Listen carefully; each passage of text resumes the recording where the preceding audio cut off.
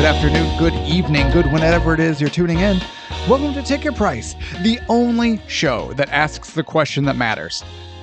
Are these movies worth the ticket price? In other words, are they worth your time and money? I am your co-host, Jake, sitting across the way. Co-host extraordinaire, with me as always, and the only man who can do the most accurate car noises with just his mouth. Tevis at Master Control. Tevis, how are you, sir?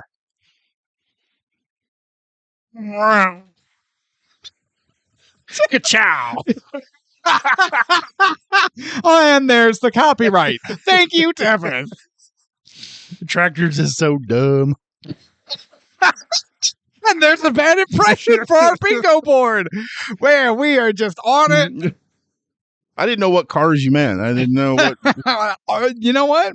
I just did all of them. You're doing all of it. Just all of them. And man, you are so multi-talented. I know. That's why you're here.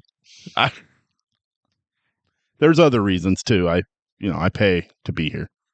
Well, someone needs to. Yes. Also, if you're just now tuning in, or there was a huge cut in the episode, Disney showed up and kicked the door in and kicked our asses. You ever gotten your ass kicked by a 3-foot mouse? It's terrifying. It's really humbling, too. Yes. What are we talking about? We're talking about Ford versus Ferrari today. Ford versus Ferrari. So there was a reason for the car joke. Cars joke? Race car. Race car jokes. Yes. I think I'm having a stroke. So, from 2019, written by... Feels so long ago. 2019? Yeah. Well, it was an entire pandemic ago. I know. It does. It feels 20 years ago. That's what that feels like. Anyway. It's only been 5. Yeah. Yeah. Written by John Henry and Jez Butterworth and Jason Keller. I don't know why the last name Butterworth. I'm like, that's fake. That's a made up name. That's a weird pen name. All names are made up. Shut up, Drax. I'll punch you in the face. Directed by James Mangold. Now I'm tickled. Starring Christian Bale and Matt Damon. Rating time. IMDb 8.1. B-. That's a little low. Rotten Tomatoes 92%. What? A-. Okay, Rotten Tomatoes. Budget. Made with an estimated $97 million and a worldwide gross of about $225.5 million. This movie seemed like it probably cost more than that. Yeah, I could see that.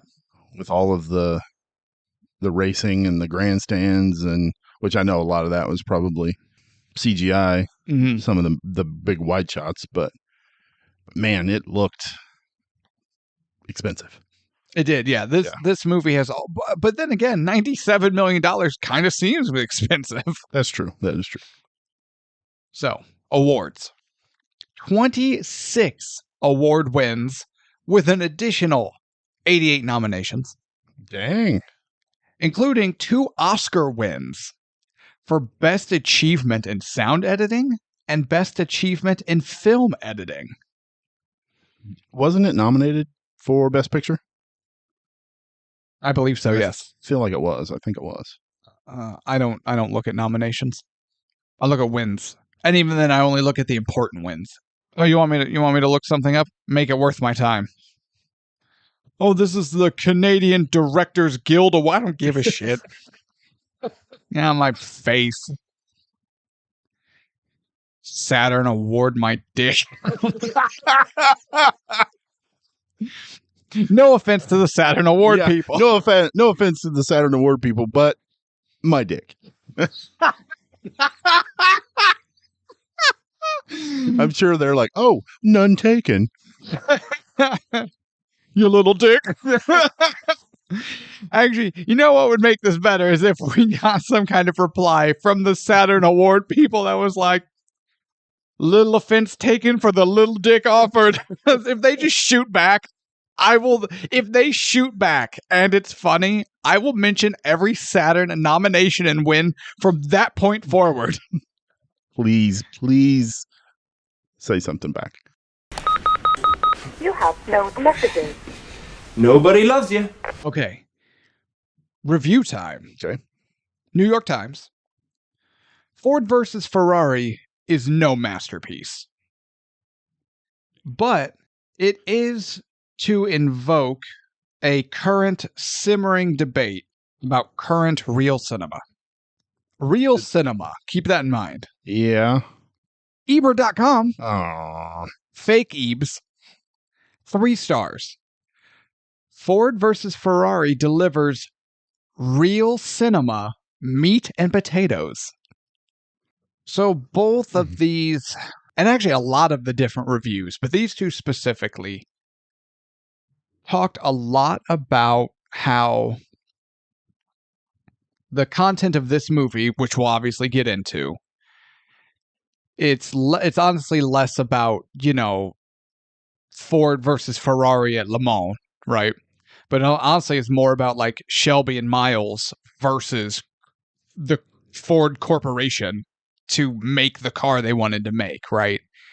And how this movie is actually really accurate. Also, I should say, really accurately shows what it's like to try to get a movie made, where you have a director and maybe a producer too, and who you have your team that's really passionate about the project and all the hoops they have to jump through and all the committees they have to work with and all the executive nonsense they have to get through, they have to do and go through to make the movie.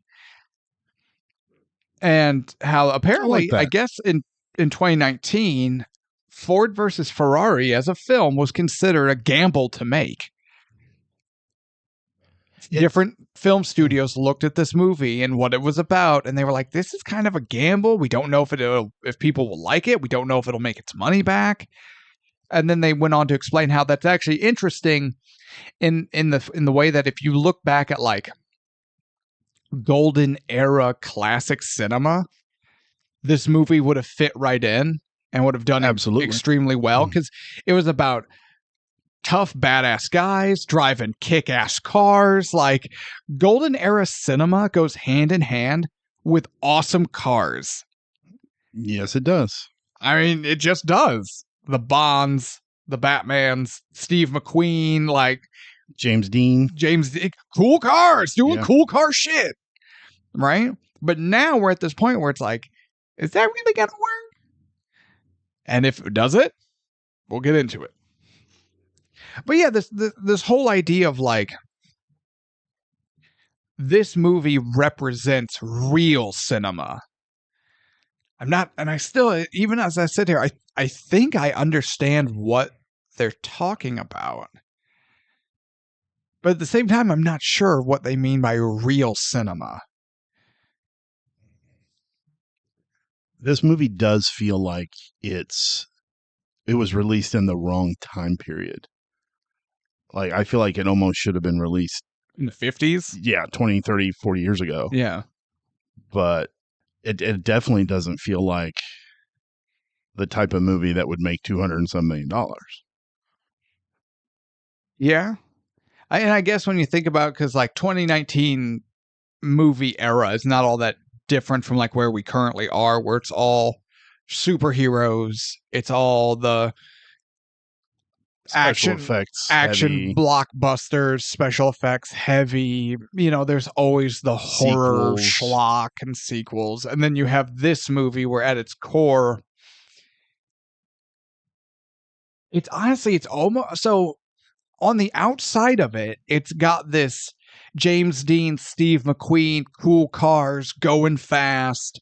And then as we get into the movie, it's almost got this Robert Redford, the name just slipped me. Was it him and Dustin Hoffman? The movie about like the Watergate scandal? Was it All the President's Men? All the President's Men. Yeah.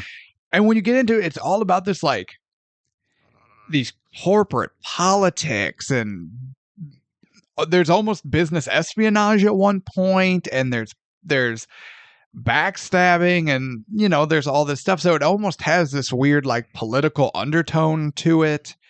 Political in the sense of like business politics, Right, not yeah. like government politics. And so it's kind of got these different layers going to it that like we kind of mentioned do invoke a sense of 60s, 70s cinema. Yeah, you made a point where this movie is not a racing movie. This movie is basically two friends who are very passionate about a certain thing, trying to do that certain thing, but fighting the man almost. Yeah. And the racing is just kind of plot device. The backdrop almost. Yeah. It's almost the setting for it. Yeah. But we'll get into it. All right. What is your history with Ford versus Ferrari? I remember seeing the trailer for this, and I was kind of interested, but kind of not. I didn't go see it at the theater or anything. But then a guy I worked with, it had been out in the theater and since gone, and then out to rent or whatever. And the guy I worked with was talking about it, and he's like, "Man, you need to watch this movie. It's really good." And I was like, "I'm not a big racing movie guy." And he's like, "It's not a racing movie." I'm like, "Okay, I'll give it a shot." So I went to the Red Box, and You mean not the Casey's? Not the Casey's. I went to the Red Box, and I watched this movie. I had a day off during the week, and I popped it in about 10, 11 o'clock in the morning and watched it, and then immediately rewatched it. Oh. And then before I took the movie back the next day, I watched it a third time. I do feel like that gives us an idea of how you're leaning. A tad. Okay. Yeah, a tad bit. What's your history with this film? I have exactly no history with this film. Jealous. We pulled it out of the hat. I didn't even recognize the name at first. Then you let me borrow it, actually. That's how I watch it. You were like, here's the Blu-ray. And I went, thanks. And I saw the cover. I went, oh yeah, I remember hearing about this. But no one I knew had watched it, or at least if they did, we never talked about it. And this was just one of those I hadn't gotten around to seeing. So this was a first watch for me. Now, granted, the names Matt Damon and Christian Bale do sell me. Like, those are, we talk about a lot, like, certain, like there aren't a lot of actors who just their name carries enough value to me to get me to see a movie. These two are pretty damn close. If they don't, I like them both a lot. So I agree. I was like, ooh, okay. And you know what? I like cars. I'm not like a gearhead. I couldn't tell you about torque this and, horsepower and, blah, blah, blah. I don't, it's all witchcraft. I don't understand it. And, but I like cars. I appreciate cars. I like cool cars. I'm not gonna lie. I think I prefer European cars like Jaguars and Aston Martins, versus like American cars. If I'm being honest, I definitely prefer European racing over NASCAR. You don't like NASCAR? We're gonna go to a NASCAR race. Go turn left for 5 hours. 4 hours. Yeah, no, I'm out. And suck in NASCAR. And but no, so I'm like, oh, but like the GT, like, oh yeah. And oh yeah, Ford GT. The Ford GT, and yeah, it was cool. With the Shelby stripe and all, like, everyone know, if you like cars, you know that car. Yeah. And that's a sexy car. So I was in. I was like, here we go. This will be cool. So no, I sat down and watched this with my wife for the first time ever for this show. I'm super jealous of that. And I wish, I haven't had a movie that I went into that I have never heard of or have never seen before sitting down for this show. Mm-hmm. And I kind of would like to have that just one time. I think it just means we need to watch more new movies. Yeah, probably. Yeah. We're getting there. It's hard to get out to the theater sometimes. Yeah. Plus there ain't really anything the shit right now. Off the top of my head, I couldn't tell you what's playing in the theater right now as we record. I drove by the other day and looked at the Monarch or the sign. The marquee. Marquee, thank you. And nothing really jumped out at me. I get that's all like electric signs. That makes more sense, but I miss old school marquees. I do too. Just something cool about that. All right. Are we ready to dive in? Let's dive in. Am I on fire? Am I on goddamn fire? Am I on goddamn fire? So the movie opens, we see Matt Damon playing Carroll Shelby. He was fantastic as Carroll Shelby. I loved him as Carroll Shelby. And we see Shelby in his race where he won the Le Mans endurance race in France. Wasn't he the only American to do it at that point? Yes. Yes. I think. I believe so. So I think they mentioned that in the movie. Yeah. When they're trying to convince him to help. And Ford's trying to convince him to help. And so they go to fill the car up with gas, but the engine was so hot, it ignites the gas and it sprays and it catches Carroll Shelby on fire, but he's got the flame retardant suit on. And so they pat the fire out and they're like, oh my God, we got to stop. He's like, am I on fire? Am I on goddamn fire? And they're like, no, put gas in the fucking car. And I just went, yeah. And you know what? From everything I've ever heard, Carroll Shelby was a tough old cuss. Yes, he was. I have never heard, you just look at all the pictures, in the movie, he's got his cowboy hat. And any picture you see, he's got his cowboy hat on. And I've never heard a story where Carroll Shelby isn't just this tough, crusty old son of a bitch. I'm just going to randomly blurt out, am I on goddamn fire? That needs to be what we say when it's like, should we keep going? Am I on goddamn fire? No. All right, then. But he wins the race at Le Mans. Big, big deal.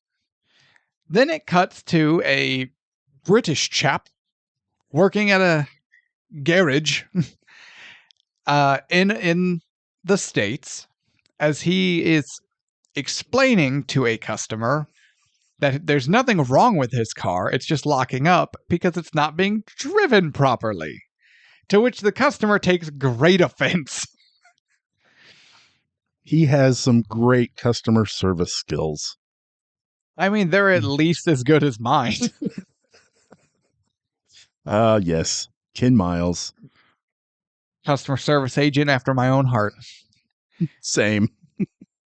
Because he's like, you're driving the car like you would a Studebaker or a Packard. A Plymouth. A Plymouth.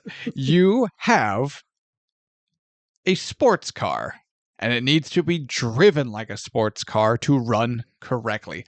Let those RPMs get up. Experience what a gear beyond second is like. Well, you know what? In this country, the customer's always right. Well, isn't that fucking stupid? I'm just rolling because I'm like, amen, brother. Yes. And I love it. The customer was like, do I tell you how to drive your car or something to that effect? And Ken Miles is like, there's nothing wrong with my car. There's nothing wrong with my car. Are you suggesting I don't know how to drive my car? He's like, yeah, kind of.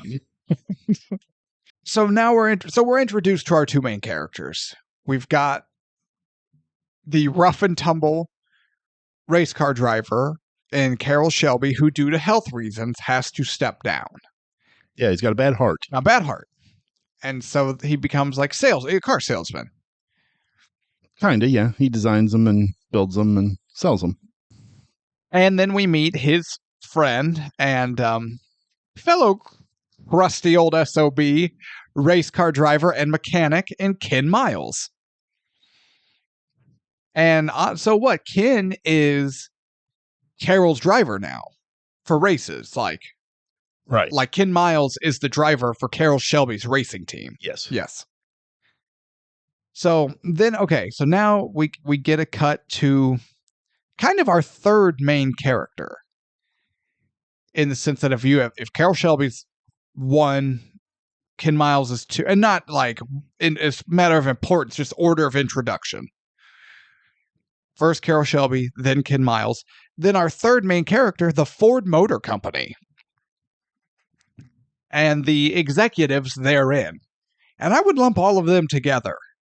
Yeah, except with Lee Iacocca, he's really the good guy of the corporate group. As Yeah, but kinda. Yeah, he's very much trying to look after Ford, but he's trying to be the voice of reason.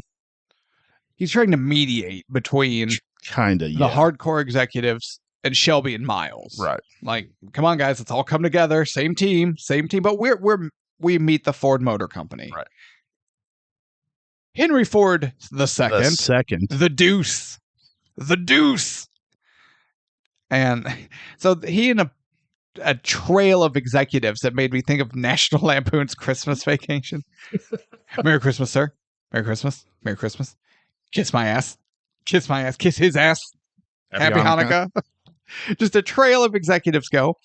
And the Deuce walks over and he shuts the plant down. And all the regular workers are like, what the shit? Because they're like on the assembly floor. Yeah, they're working. Building cars. And they all look up. And the Deuce, Henry Ford II, gives this really weird speech about, like, you hear that sound? And it's quiet. He's like, that's the sound of the Ford Motor Company shutting down. My grandfather, when he built this place, was walking home and he ruminated. He was ruminating. And I'm like, someone's really proud of that word. He says it like 3 times. Yeah, I know. I'm real proud of it. He just looked it up in the thesaurus on his way from his office. And probably had an executive holding the book open in front of him as he was walking. But about how OG Ford, had an idea while he was walking home. And, history was written. And that Ford is not doing well. And it needs to do better. And that all of them need to not drive home, but walk home. And they need to ruminate. And they need to come up with one good idea to help save the company. And if they do not come up with one good idea to save the company, then don't bother coming in. And I have this in my notes here because it begs, to me, it begs a very important question. How in the holy shit is this the 9-to-5 clock punchers problem? How is this their responsibility? You have Henry Ford II, owner of the fucking company, and his team of worthless ass kissers. It is literally their job to come up with the ideas that he's looking for, and he's pawning it off on the average working man. Fuck you, Henry Ford. All of them, across the board. Fuck you, Henry Ford. 1 through whatever, I don't care. Fuck the lot of you.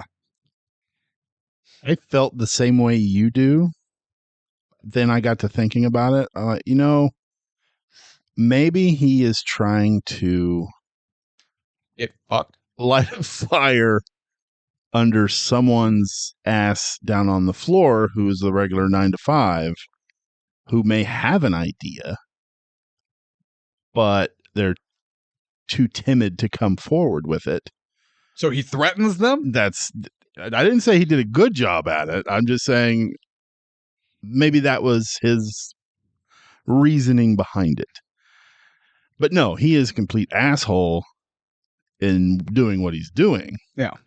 That should have been in the boardroom with all these fucking guys making 2, 3, 4 times more than the ones on the floor. More than that. More than that. But I just think maybe somebody out there on the floor has an idea, and this might help him bring it forward. Well, don't worry, because you know who does end up having an idea. One of his goddamn executives, and his whole threat to the common working man was pointless. Lee Iacocca. That old SOB. Played by John Bernthal. I like John Bernthal. I like John Bernthal. I like him a lot. This is not very John Bernthal-esque role. Which honestly made me like it more. I know, same. Because it's like, oh, he does a great job. He can act. Yeah. He's not just the Punisher. And I like him in the Punisher. Or Shane from Walking Dead. Or the shell loader in Fury. Also a great movie. Oh, I forgot he was in that. Yeah, he's part of the tank crew. Yeah. Okay. Well, yeah, this is not like a bombastic action kind of role that he's not fallen, but that people he has might be. the look. Yeah, he too. does. He does have the. He's a fan. He is without a doubt the best Punisher. Oh, absolutely. And I like Tom James. It was okay. But Thomas Jane did a good job. I like him. Yeah. The movie is meh. Yeah. I liked him though, but I think John Barthol's better. Absolutely. But no, it was cool to see him in a role that didn't necessarily fit his norm, I guess you would say. And he does a great job, and it was cool. I don't think anybody in this movie really did a bad job. I think everybody was fantastic. Even the child actor. Yeah. He was really good. And he was given a limited amount to do, and I think that helped. Yes. That's it. Yes. Well, because I'm thinking of the previous episode that we did, the Black Adam. Oh, God, I forgot about him. That little shit kid. Speaking of bad child actors, so we're currently talking about a good child acting performance, and now we're going to call back to a bad child acting performance. But I like their relationship between Ken and his son. I thought that it's very healthy. Yeah. But it's even with him and his wife too. That it's genuine. It's healthy. Yeah. Yeah. It's nice. It's nice to see. Absolutely. When we get to see Shelby and Miles and how they interact in the heat of race day.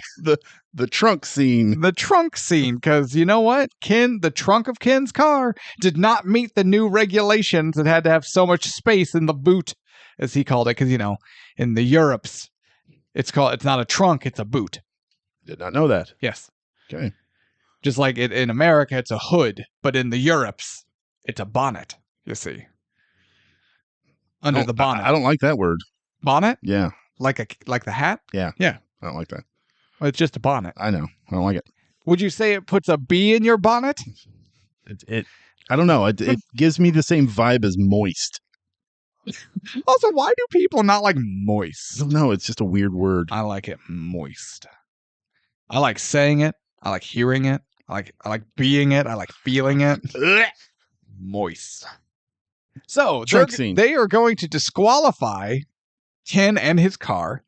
Shelby's going to talk to the guy, though. He's going to take care of it. Well, Ken, in a fit of rage, takes a hammer and beats the shit out of his trunk lid to make more space and gets the guy's suitcase to fit in it. And he's like, there, it fits. I love it. He's like, you happy, Bill? So the fact that it's not just some random judge. They know him. They work with him frequently. And he's like, I'm just doing my job, Carol. I know, Bill. Bill, I know. Yeah. It's okay. You know how Ken gets on race day. Ignore Ken, and Ken's in the background. This is bullshit. I'm not going to lie. This gives me a lot of you and me vibes. Where it's just, you're like, Bill, it's okay. Ignore Jake. You know how Jake gets. And I'm in the background. Am I on fire? What the fuck? This reminded me a lot of us. That's funny. I like that Ken is like, okay, Bill, let me ask you, when you were a little boy, did you dream of coming to the fabled Willow Springs Raceway and upholding rule 472 of the fucking rule book? Ken, I'm just doing my job. Oh, you're just doing your job. So yeah, then him and Ken and Shelby are talking. Carol says, do you know who the guy I was talking to? Because he was having a meeting with Lee. Or the Porsche guy. Oh, that's right. There was another. Yeah, it was Porsche. Yeah. If you want to be real uppity about it. And they were looking for a racing team. They were looking for a driver. Yeah, and they were talking about Ken. And they were going to come get Ken because he's the best. But they heard he's difficult to work with. Oh, no, he's a teddy bear. Nah, he's a teddy bear. And in the background, what the Are you happy, Bill? as he beats the shit out of the car with a hammer. And then he and Shelby get into it, and Ken ends up hucking a wrench at him, which Shelby dodges, and it smashes the corner of the windshield of the race car Ken will then be driving in. When they're in the middle of a race, and another driver is like, "Hey, Miles, nice windshield. What happened?" He was like, "New design." Yeah, but I like Ken and Shelby are having a conversation about who he was talking to with Porsche. And Ken, his only response was he kind of laughed and he's like, "I thought we both felt the same way about Germans," and then just walks off. Reference it because they both fought in World War II. Right. They both fought in the war, which is what he's talking about. Yeah. So, okay. We're talking about Ken and Miles' relation. Ken and Miles. Shelby. Same person. Same person. He has a fantastic relationship with himself. That sounded masturbatory. Yes, it did. We're talking about Shelby and Miles' relationship, right? Let's stay on that. Flash forward in the movie. Ford Motor Company decides Ken is not going to be the driver for Le Mans. Le Mans. Le Mans? Le Mans. It's Le Mans. Le Mans. Le Mans! Ken is understandably upset. Shelby goes to visit him. Well, hang on a moment.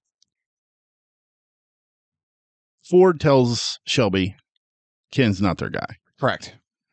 Shelby has to get passports for everybody. Yeah. Doesn't get one for Ken. Right. Pulls Ken into the office. Tells Ken, "This is what we're doing. You're not going to Europe with us. We're going with this other guy." Ken gets up, starts to walk out of the room, but immediately tells Shelby, "Hey, watch for the gearbox. Mm-hmm. It gets hot," and it's something else referencing the car. So he's still trying to help his team. Right. Even though he knows he got screwed out of the team. What does this have to do with their relationship? That you're just stepping all over my point? Ken Well, Ken is so passionate about the racing team. Now, for those of you who aren't aware, these are just the A+ sounds of race cars. That he's so passionate about the team and the team winning that he kind of puts his anger to the side and tries to help the team. What is he trying to help them win? Meow. Round. Chow. Sound like a cat. Round. A really fast cat. You gotta watch out for them. They're speedy and they'll eat you after you die. So, but now I'm talking about they lose Le Mans. Shelby goes to visit Ken Because of the gearbox. and apologize. Just admit that you've wasted everyone's time. And so he's like, "You want me to beg? You want me to say I'm sorry?" And he doesn't like walk up on Ken like aggressively, but he's approaching his friend who's walking home from buying groceries. With a bag of groceries. He's got bag of groceries in his hand. He's like, "Ken, I'm sorry." And then Ken proceeds to immediately snap jab him in his nose. Knocks his sunglasses off. He's like, "You want to do this?"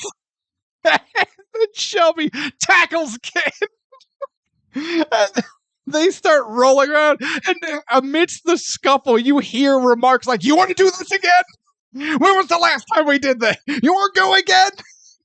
This was not the first time that they've tussled. I like how I think Ken's got him waist locked, and it's got Shelby on the ground, and Shelby reaches and grabs like a legitimate like canned good, like a canned good, but realizes who he's fighting, puts it down and grabs the loaf of bread, and then just starts swinging the loaf of bread backwards to hit Ken. Wonder Bread flying everywhere. Because it's like, yes, they are currently fighting, but it's they're roughing each other up a little bit, but it's not a fight. It's two grown children wrestling, I think is a more accurate way to put that. Yeah, and you're not wrong that it's not their first tussle. No. Because Ken's wife grabs a lawn chair. Molly hears the commotion, looks outside to see, oh, there's Carol and Ken rolling around against the lawn chair. Just sits in the front yard watching it like, here we go again. These idiots, they're rolling around fighting. So they get done. And I think this also goes at just the relationship all the Mileses have with Carol Shelby. They get done. They're both laying there. Ken looks over and he does like a double take because there's his wife in a lawn chair with like a soda. And she's just watching him. And he's like, hey, hon, could you get me a drink, please? Yeah, could you give me a fizzy pop? Could you give me a fizzy pop? She's like, of course, love.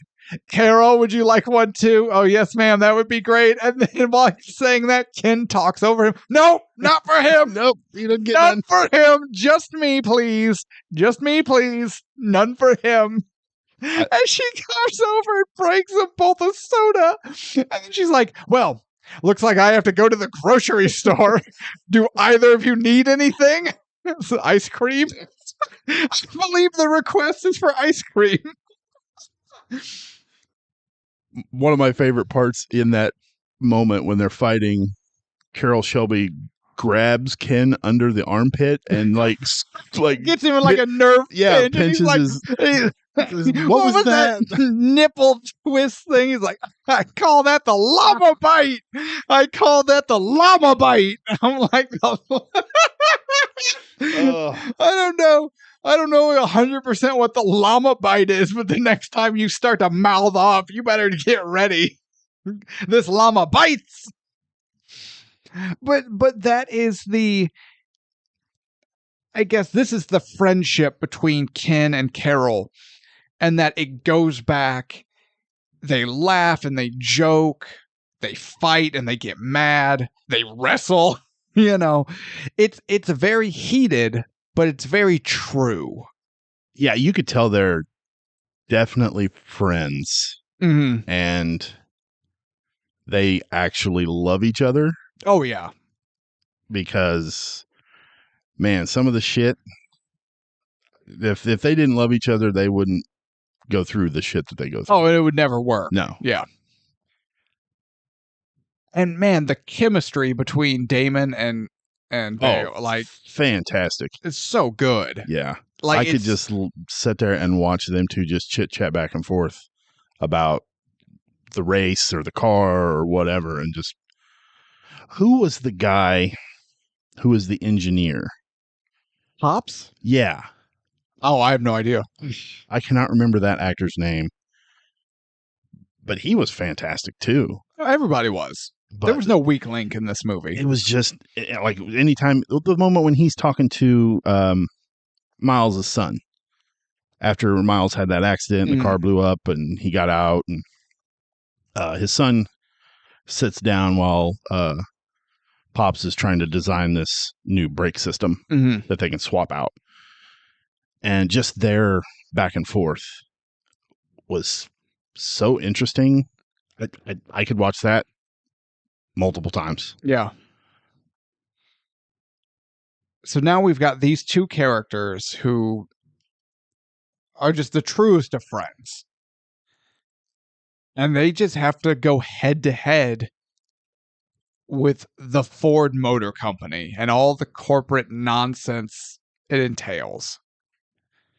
So to get Ford out of its slump, Lee Iacocca pitches something to the Deuce. The Deuce! Deuce! Don't say it while you're grunting. Oh, I'm going to blow an O-ring. Taking a deuce. Dropping this deuce. But he says Ferrari is bankrupt and sees an opportunity for Ford to buy Ferrari.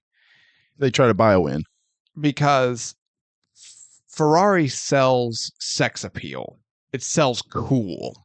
It sells the modern chic look in cars that people are after.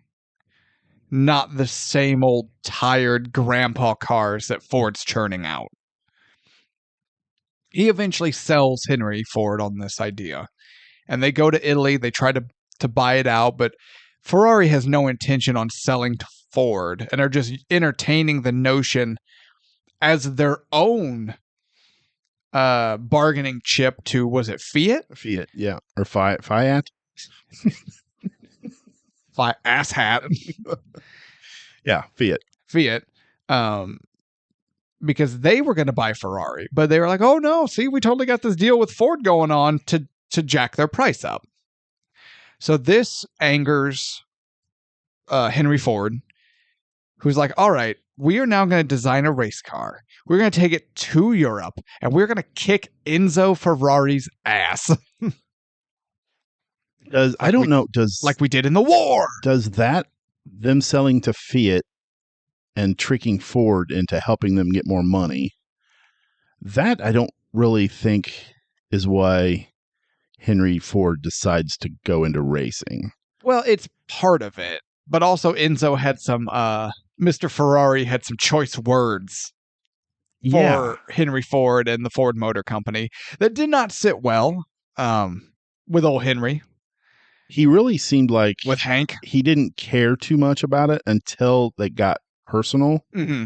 And it was when he said, "You're not Henry Ford, you're Henry Ford II." Yeah. And then you could see the look on his face gets more intense. And that's when he's like, you know what? We're going to go to war. Yeah. And that kind of rubbed me the wrong way. I'm like, your company's dying. You guys got tricked. Your executives got insulted. You were insulted in multiple ways.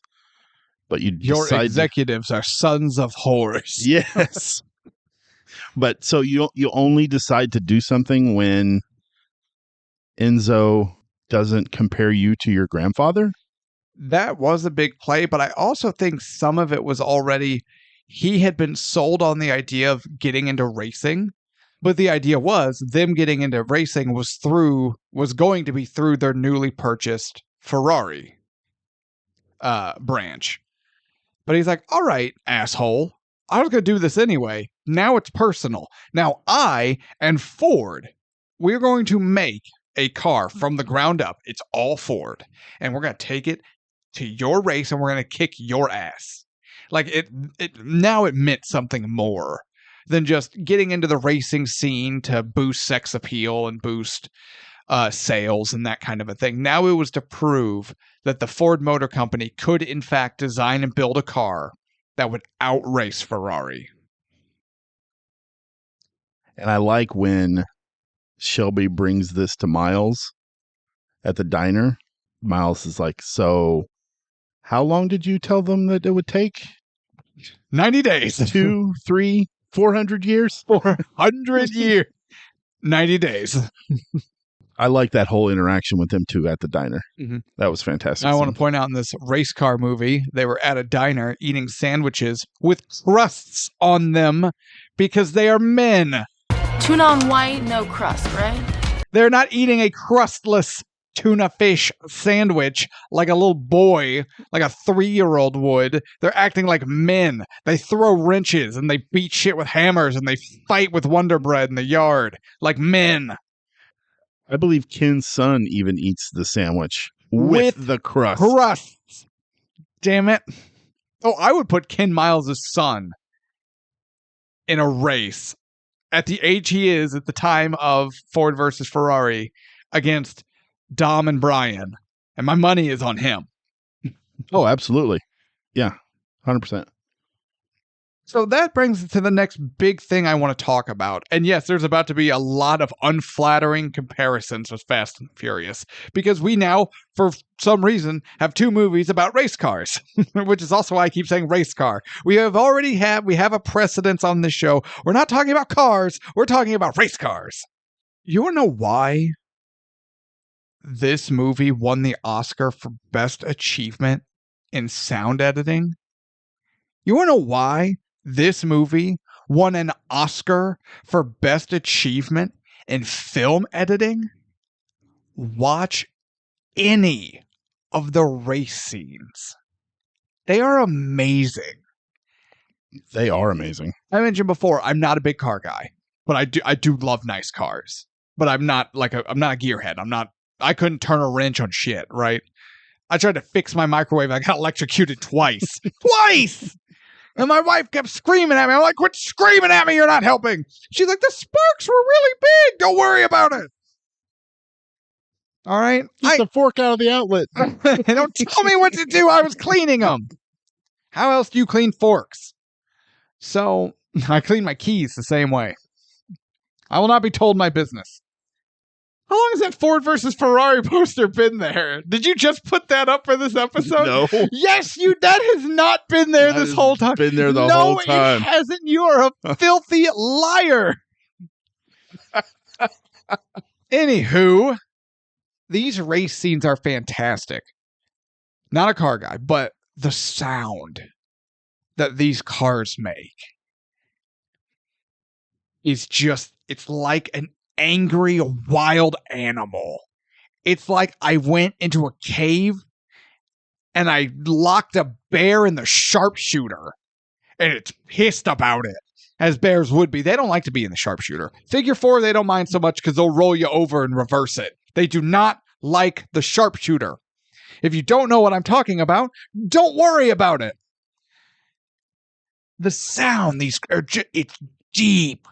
And it's everything you want, just a good, sexy car to sit to, and you're just like, yeah, it unlocks. There's something, I've tried to see if I can find the words to explain it, and Tevis, you back me up here. There's something about when like a muscle car or a good race car or something like that, when it just revs, and you've got all that horsepower and the torque kicks in. It's like a stallion horse just shaking, ready to come out of the gate. And it just takes off and it makes a sound that just ignites this long, dormant, primal instinct in a man. And you're just like, yes! I'm just back at like the tribe and I've got war paint on and like a spear and I'm in a loincloth and we're going to go hunt mammoths and shit. And you're just like, yes! Yeah, get some. It's amazing. Oh yeah, these cars sound way better than everything in the Fast and Furious. Yeah, it sounds like a weed eater. No, these are just like, and you're just, I'm gonna have sex now. It's just sex and violence. It's everything that makes a man a man. And the racing in this looks fantastic because I think it was shot for real with real cars as it should, on a real track, as it should be. There's a few CGI shots, obviously, because especially like some of the cars that crash, because you're not gonna fucking end over end flip and crash a car at 140 miles an hour. Like that's stupid. Yeah. So obviously you're gonna CG it. And the one that the big crash in particular that I'm thinking of, you can kind of tell. But not so much that you're like, oh my God, it ruins everything, right? It's real quick and it is what it is. But it doesn't matter if it's 2019 or 1969 or 2049. If your movie is about racing cars, then get your stunt drivers, get your cars, get a camera crew that knows how to film racing cars, and you get out there and you do it. Don't fake it, Fast and the Furious. Don't cut it to the point that they make no sense, Fast and the Furious. This is what racing movies are about. Was there ever a moment during any of the race scenes in this movie where you were lost as to what part of the track they were on or what part of the story they're going through or who's in the lead, who's in second? No. Me either. And you know what? We've talked a lot in previous episodes about fight scenes and about the good fight scenes tell their own story in the middle of the grand overall movie story. Fight scenes also tell a story. Right. Absolutely. You know, Jackie Chan gets beat up and he fights back. And you have this tense little story within that is the fight scene within the movie, and it makes it so much better. And the racing scenes in this movie are not just look at these awesome cars doing awesome car shit, which they could have done, and it's filmed so well and it sounds so great. They could have gotten away with it. But they didn't do that. They didn't rest on the laurels of cool cars go fast. Right? Nailed it. But like when Ken's racing, and it's all of them, any of the races, pick any one you want, whether they're doing the Daytona 24-hour, when they're actually at Le Mans, which one? There's one I'm forgetting. The Willow Springs. But they're racing, and you see cars going, and they're neck and neck, and they're passing each other, and there's bumping, and there's wrecks, or components are burning out. Stuff's catching fire, and it's not just me. There's actual fire. Come on, I got that fire. Right? And it's awesome. But then the camera's cutting to the guys in the pit, and you're seeing how they're reacting, and you're seeing how the racing team is viewing the race, and they're like, shit, he's pushing her too hard, or shit, you know what? Time to go balls out and push it harder. Get these parts ready. He's coming. You know what I mean? So we're getting that aspect of the story of it's not just what the car is doing. It's not even just what the driver is doing. We're now seeing what his support team is doing. And that's cool. I appreciate that. But now we know what the team is doing. We know what the car is doing. But now we're getting cuts to Miles in the car. And he's talking to himself. He's talking to the car. We are seeing his celebration when it's going well. We are seeing his frustration when the components are acting up or shit's failing and, it's not working. Or like in Le Mans, when the door wouldn't close. That was awesome. The fucking door won't close. And Pops ends up just beating the shit out of it. That mallet, done. Off he goes. Right? But especially at Le Mans, we see it in the other races in the movie, but especially Le Mans, he's going against the lead Team Ferrari driver. And they're blazing fast. And it cuts. And you see Miles or you see the other guy just turn their head and they're making eye, you know what I mean? You are seeing the tension in their faces. And then one pulls ahead and you see their kind of celebration and the other gets angry and vice versa as it's switching. And so now there's even through proper cinematography, through proper directing, through proper editing, these race scenes, like the fight scenes in other movies that we sing the praises of, the races themselves tell individual stories within the movie as a whole. It's not just, and now they race. Now they fight. We as an audience are told another gripping story as the race goes. And it's so important. And it's so good because it's so easy to be like, and the fun cars are racing, and it could get boring. It could become a slog. And it doesn't because they know how to film a movie. And it's so nice to see a movie they know how to fucking film. We've watched enough shit. I feel like we've been on a real kicker of shit. That you're not wrong with there. We definitely have. So this was a nice change. You know what? We talked about just moving on, and I'm not moving on because I'm worked up about all the shit we've been watching. In my notes, this is episode 33, Redux. I'm a giant douche, and I thought it'd be funny to put Redux in my notes because if anyone goes through my notes at some point, they're going to go, Redux? And I'm like, that's right. Episode 33, Redux. This is not our original episode 33. There was a previous episode 33. We watched the movie. We made our notes. We recorded an entire goddamn episode. And at the end of it, we went, this movie sucks. And this episode we just recorded sucks. And it sucks so bad, it's not even funny. It's boring for a boring movie. It's so bad we can't even air it. Because people are going to go, ugh, we're going to lose our 6 viewers or our 6 listeners. It's that bad. We have been slogging through some shit. Gentlemen, which brings me to my next point. Don't smoke crack. And now, my head is above the water, and I'm like, this air is so fresh. The sun is so bright. It bronzes my skin. This is why we do the show. Oh, there it is.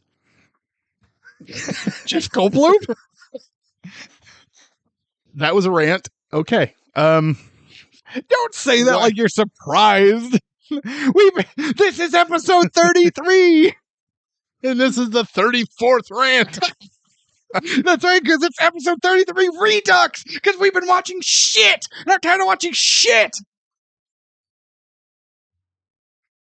Your turn to rant. I don't have anything to rant about. I've enjoyed every single movie we have ever watched. That's a goddamn lie. Out there getting you some native tail.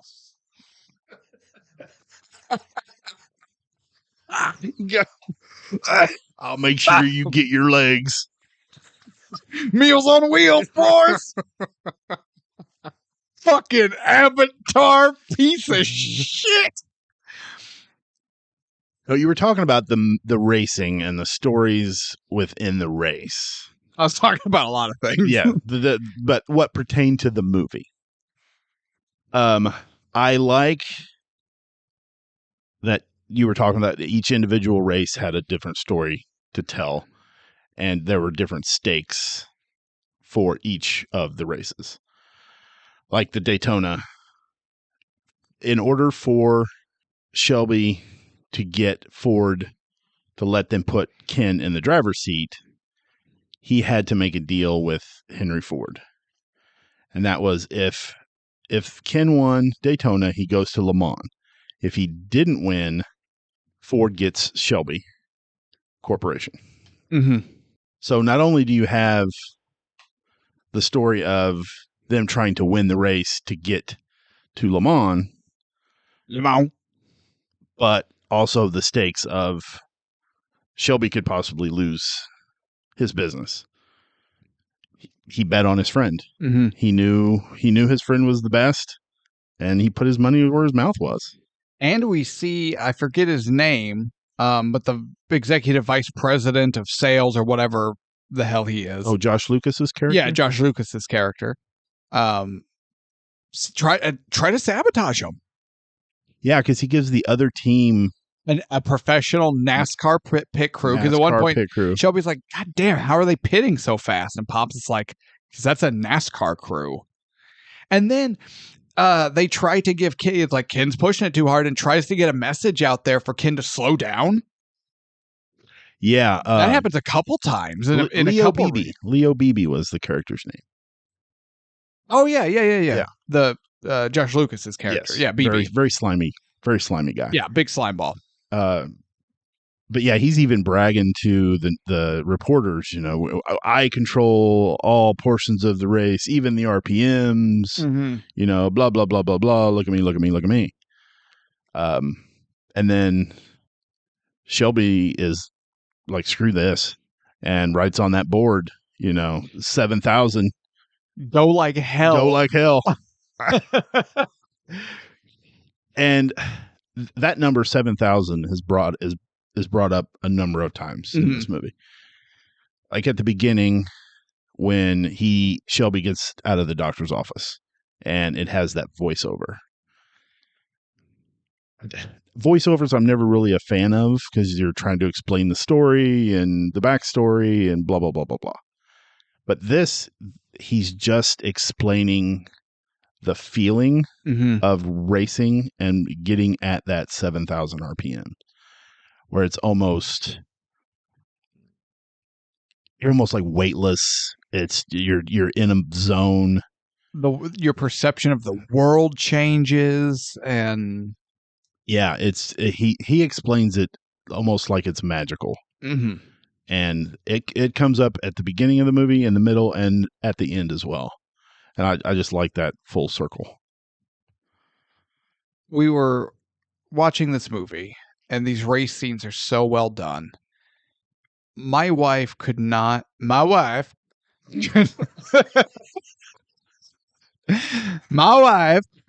give a shit about cars, about racing, about any of it. She was enjoying the movie, but just the world of cars, she does not care.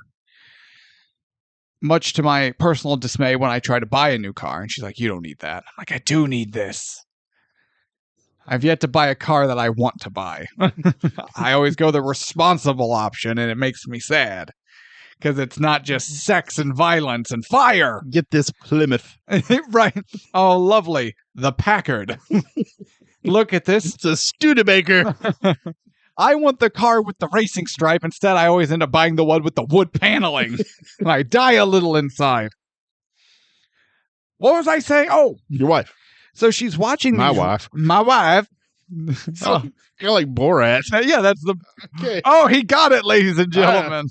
Hot topical Borat reference. Jesus. How old is Borat? I don't want to know because it'll make me sad.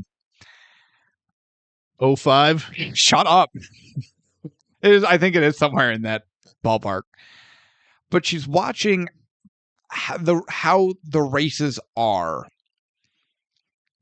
at like Willow Creek, Willow Springs, particularly that one, and an actual Le Mans, not Daytona.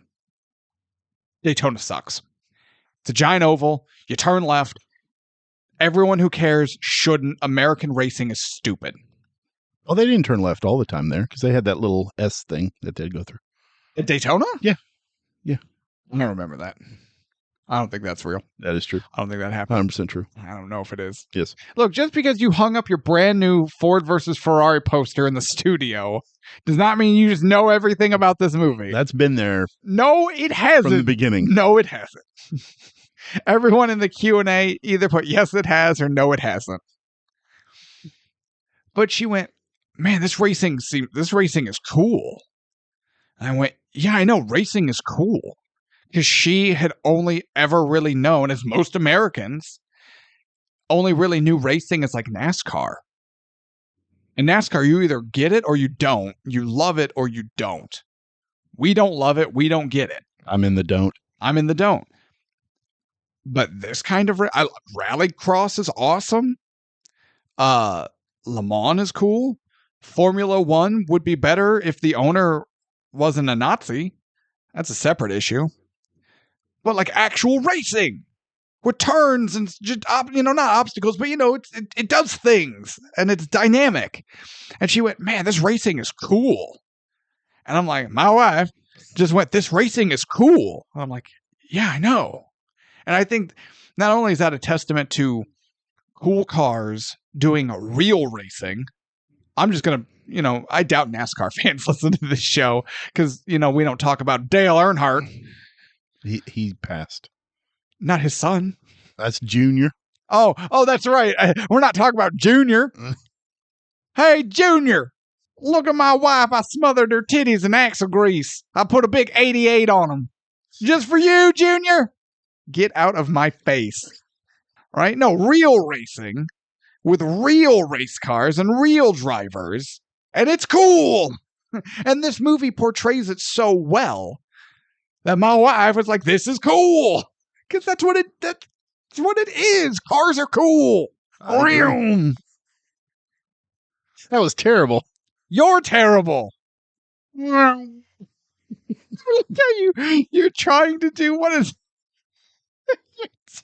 You like move your hand to get like the it's far away, then it gets close and goes far. I forget the scientific term for that.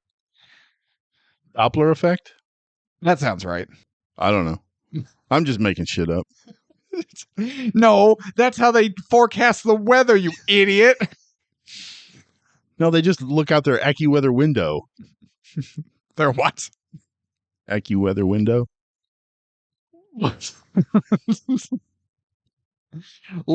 Explain it to me like I'm a child. It's a window. Okay. You open it up and look out. And then you're like, "Oh, it's sunny. Okay, it's going to be sunny today." Yeah, it's AccuWeather window. That's how I tell. Yeah. Where are we at in this movie? Because again, I'm trying not to... We're all over. Well, yeah, but I'm trying not to see if we're just trying to talk more about like the major points, what this movie is about and what it does well, which is everything. Let's hit Le Mans. I love how this race starts off With the door? with the drivers on one side of the road. Oh, the running start. The running start. Yeah. Apparently they don't do that anymore. But either way, that's a cool way to start an actual. Yeah, so the race. cars are all parked on one side of the track. The drivers are on the opposite, and when they say go, the flag waves. They have to sprint over to their car, get in, start it, and go. Yeah, so that's why his door wasn't shutting His properly. door wouldn't shut. So he had to do a whole lap trying to pull this damn door shut. And they're just like, where's Ken? Shouldn't he be here by now? And then there he is. Oh, he's pitting. The bloody door won't shut! Christian Bale is one of those actors.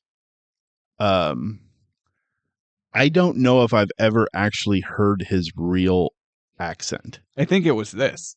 I think so too.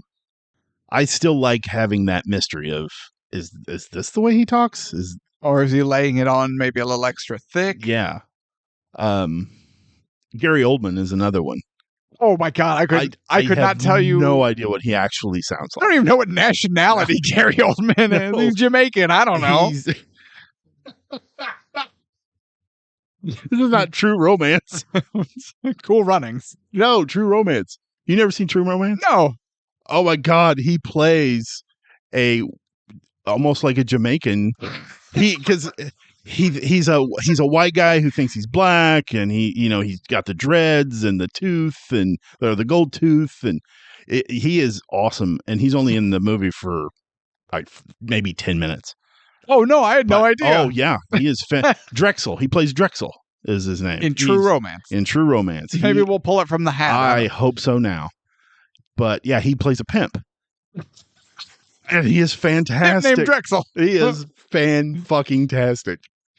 Because he's talking to Christian Slater, and he's like, I know where your white ass is coming from.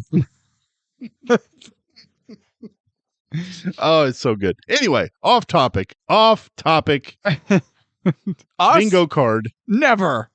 So the race at Le Mans, the lap that Ken and Manzini, that was his sounds name. right.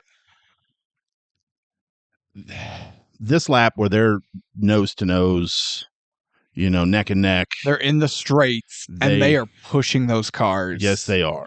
I got goosebumps when Manzini's car, the engine gives out. And I almost said Christian Slater. Christian Bale. Christian Bale's. How dare I know. you? I am so sorry. I'm so sorry, Christian Bale. But his reaction to Manzini getting out, oh my God, he's so excited, and because he knows he won. He knows he won. He's so excited, and he's just all the emotions are just overflowing. He's sad almost. He's happy. He's relieved.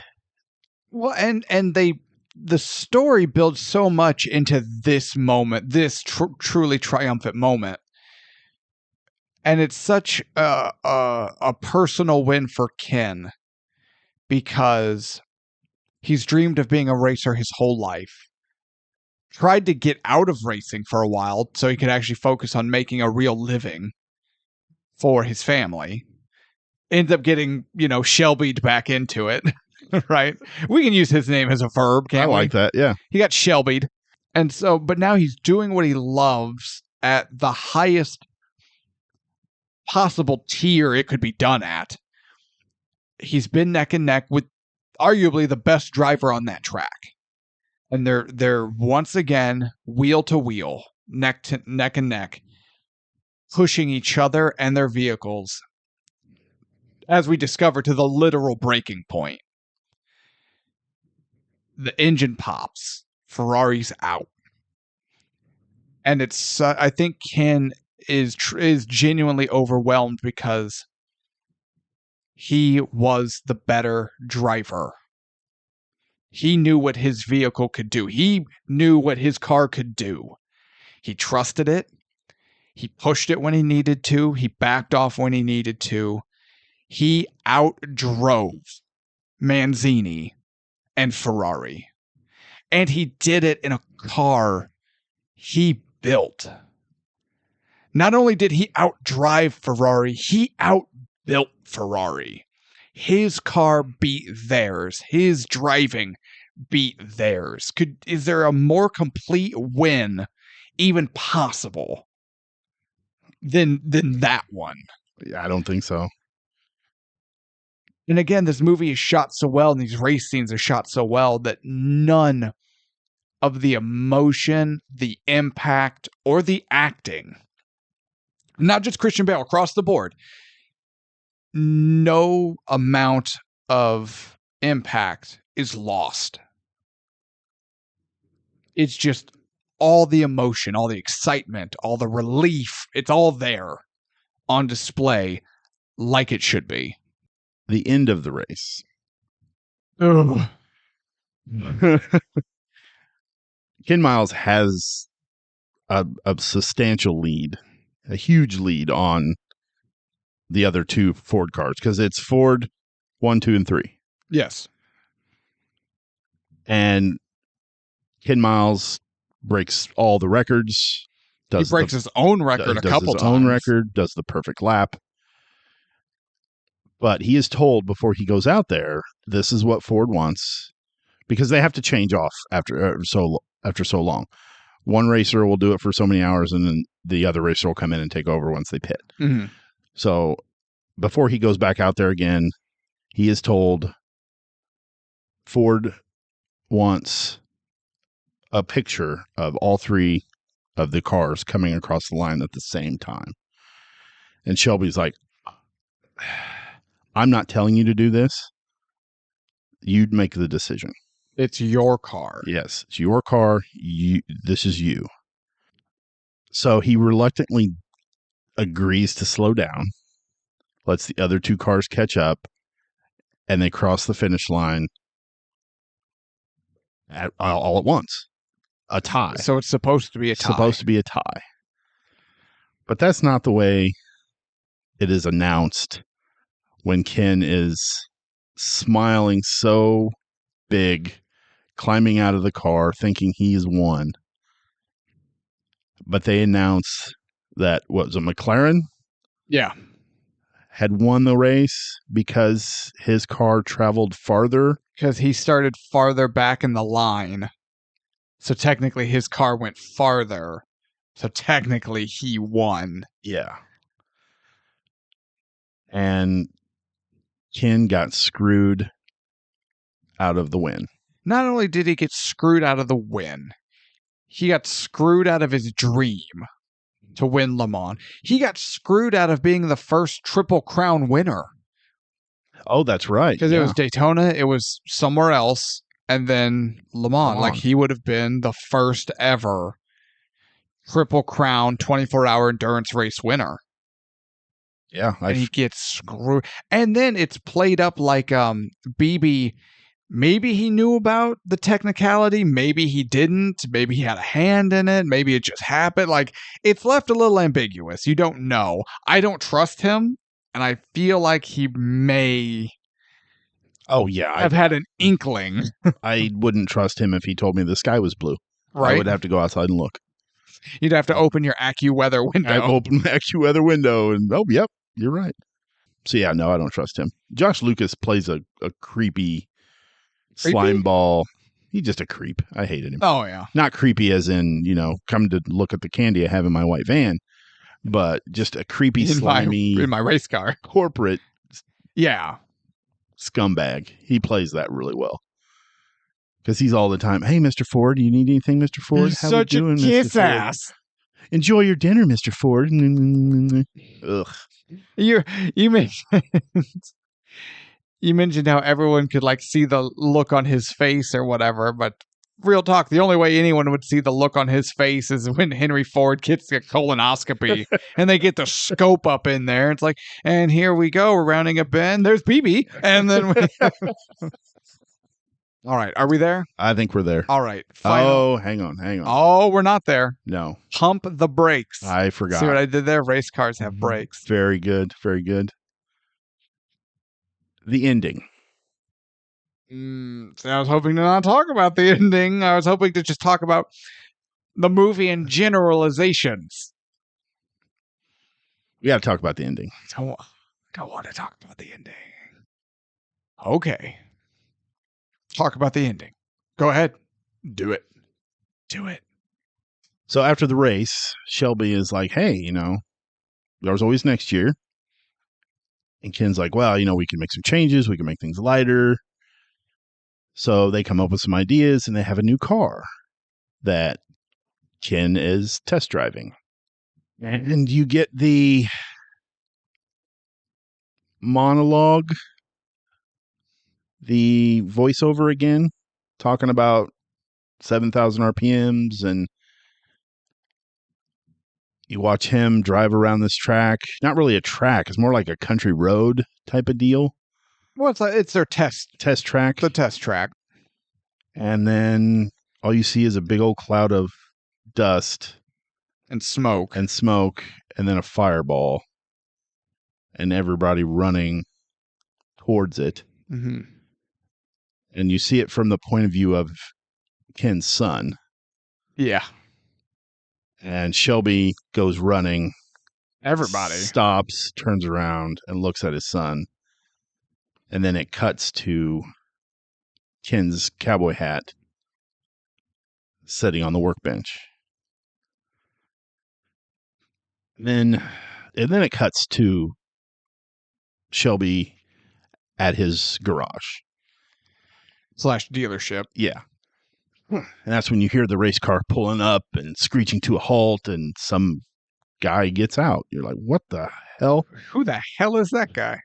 And the guy's like, oh, it feels great, blah, blah, blah. It handles well. The brakes are great. And Shelby's like, how the hell do you know that? You've been in it less than an hour.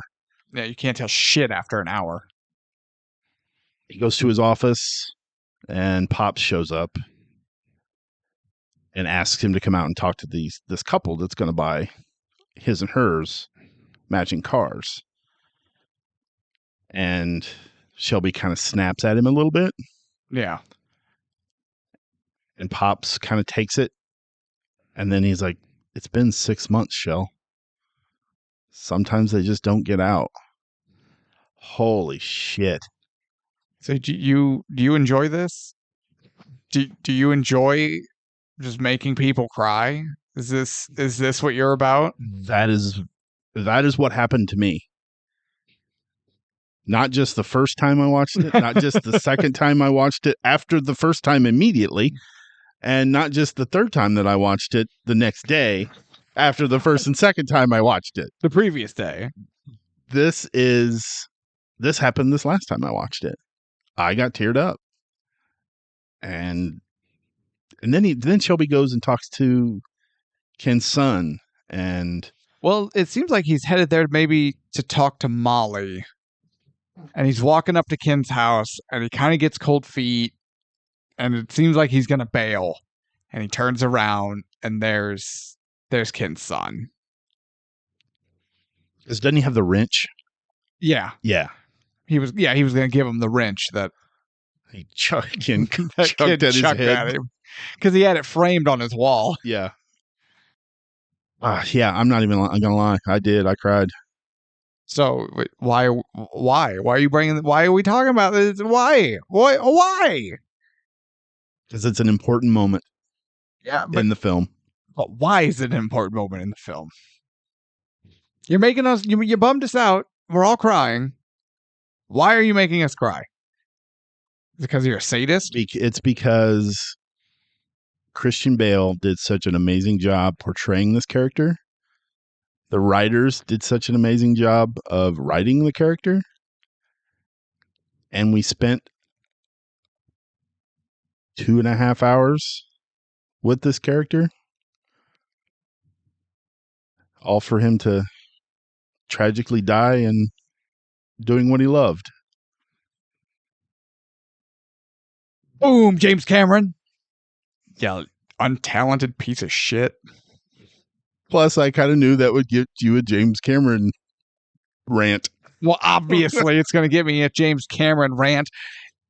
Oh, you mean something happen to a character and we feel invested in these characters and we share in their emotions, we share in their triumphs, we share in their sorrow, and then we feel something in our soul when their lives are tragically cut short, because that's what movies can do when they're done right.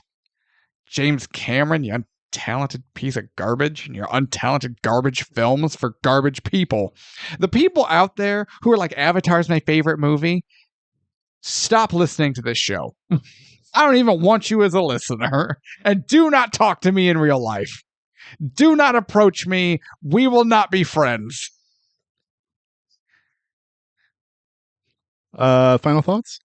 Fuck James Cameron. How's that for a final thought? No, okay. Final thoughts. First time I'd ever seen this movie. It reminded me how much I enjoy Christian Bale and Matt Damon both. Phenomenal job. It shared more of a story that I was only loosely familiar with. And it was really interesting. And it's got me looking more into it because it's cool. It's actually rekindled, or not rekindled, but it's heightened my love of racing and cars and just cool shit. Because that's also what movies can do. And you're like, man, this is so cool. And I was like, man, this was so good. When it was over, credits are rolling. I turned it off. I'm just sitting there going, I am so glad I watched this movie. I am so happy I got to see this movie. It is so good, and I enjoyed it so thoroughly. It's one of those moments where you're like, this is why I watch movies. This is what it's supposed to be. So obviously, is Ford versus Ferrari worth the ticket price? Absolutely. It's so good. If you have not seen it, watch this movie. Watch it for lovable characters you want to cheer with, you want to cry with. Watch it for these smarmy business politicking bastards and the backstabbing and the espionage because it's intriguing and you're like, what the shit? Watch it for badass car racing. It's got it all. Like this show, it's got it all. Right? No, this is what movie watching is about. Ford versus Ferrari is worth the ticket price. Hands down. IMDb gave this an 8.1, correct? That is correct. That website is beyond stupid. Well, you have deleted their app how many times? This will be 4 now. This movie has an extremely strong cast. It is. I'm sorry. I was getting a drink of water and hit my face on the microphone. That's why it's laughing, everyone. That's my bad. I almost would not call this, and this is not really a racing movie. This is a movie about two friends who are passionate about their work and the bullshit that they have to go through to do their work. Yeah. Racing is just an added bonus because the racing scenes are intense. They're freaking nail biting. There's levity at moments, like when he was at Willow Springs and he's racing alongside Bob, and he says, "I'm going to outbrake you on this next turn, Bob," and he does it, and he's like, "Goodbye, Bob." Ken is he's so funny. He's so straightforward. He doesn't give a shit if you like him or not. Yeah, but Shelby too. And he's kind of an asshole. Yeah. But he's lovable. And Shelby as well. Yeah, both of them. They need stopwatches, so Shelby sneaks over and steals Team Ferrari's stopwatch. Yeah, Pops is like, nice stopwatch. He goes, yeah, you want one? They're Italian. But the chemistry between Matt Damon and Christian Bale is phenomenal. The chemistry between Matt Damon and Pops, I cannot remember the actor's name, is outstanding. The music is amazing at all the right moments. It comes in. Just watching these guys interact with trying to figure out different aspects of the race and different aspects of getting the car to work properly, and that whole story is super cool. The racing is super cool. This movie is super cool. Is it cool? Or is it super cool? It's super cool. Would you say it's super duper cool? It is super duper duper cool. Oh! I love this movie. This movie is worth the ticket price. That's why the poster has been on my wall over here in the studio. No, it hasn't. That is a new day poster. one. No, it hasn't. That is a new poster. Wwhy do you tell lies? It has been there since this studio was built. It literally hasn't. That's all I got. This movie is beyond phenomenal. Watch it. You will get all the feels. It is worth the ticket price. That's true. Everything from laughter to tears to just, crotch thrusting, mammoth hunting masculinity. I grew chest hair watching this movie at points. Well, I grew more. Ooh, where's our hat? Are we picking our next movie? It's hat time. Go ahead. Hold on. Shit. Oh, here we go. For something so important, it's always misplaced or out of reach. All right. Looking around, walking the green mile, walking the mile. So I hope you pull out Green Mile. Oh my God. I would poop my pants. It's in the hat. I can tell you for a fact it's in the hat. All right. And pulling in. No way. As in what movie? What, Green Mile? No. Oh. Dick. Gotcha. No. Okay. We will be taking a jaunt back into the horror side of things. It's horror light, you might say. All the same horror taste, half the calories. I like that. We will be watching Scary Stories to Tell in the Dark. Oh, nice. Nice. My daughter loves that movie. I don't know if I should be worried.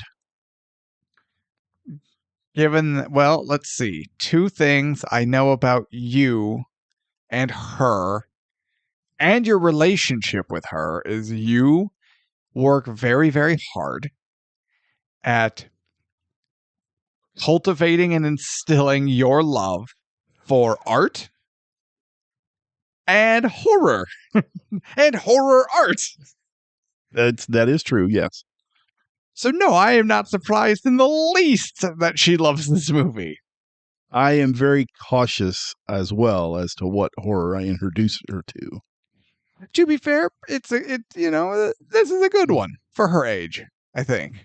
I know she has read the books. Yeah. So, yeah, this will be interesting. I'm trying to think if I've seen this. I don't think I have. Here's the thing, though. I'm trying to picture like the movie or the cover. I got nothing.